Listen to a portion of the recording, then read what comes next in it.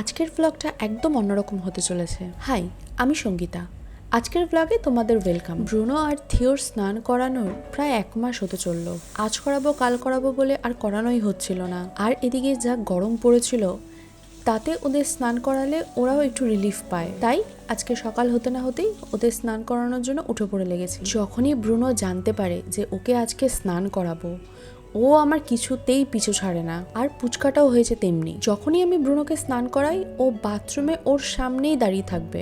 আর অনেক বকাবকি দেওয়ার পরে যদিও বা বেরোয়, বেরিয়ে দরজার সামনেই বসে থাকে। আমি কিছুতেই দরজা বন্ধ করে ওকে স্নান করাতে পারি না। আর জানো তো, ব্রুনো ছোটবেলা থেকেই স্নান করতে প্রচণ্ড ভালোবাসে। ছোটবেলায় আমার শাশুড়ি মা ওকে স্নান করাতো, কিন্তু আস্তে ধীরে আমি ওকে স্নান করানোর দায়িত্বটা নিয়ে নিয়েছি। একদম চুপ করে বাধ্য ছেলের মতো দাঁড়িয়ে থাকে যতক্ষণ ওকে স্নান করাবো। আমাকে অনেকে জিজ্ঞেস করে যে ওদের দুজনকে একদিনেই কেন স্নান করাই, যেহেতু বেশি চাপ পড়ে যাবে। কিন্তু আমি ওদের কি করে বলে বোঝাবো যে একজনকে স্নান করাতে গেলে আরেকজনও পুরো ভিজে যায়। যেদিন ওদের দুটোকে স্নান করাই সেদিন আমার একটা যুদ্ধ চলে। সারা বাড়ি ওরা খুশিতে লাফালাফি করতে থাকে, কিন্তু এই ভেজা গা নিয়ে। প্রথমে আমি ব্রুনোকে স্নান করাই, তারপরে থিওকে। যেহেতু ব্রুনো একটু বড় শরীর, ওই জন্য ওর টাইমটা বেশি লাগে। আর থিও তো পুচকি, ওর টাইমটা একদম কম লাগে।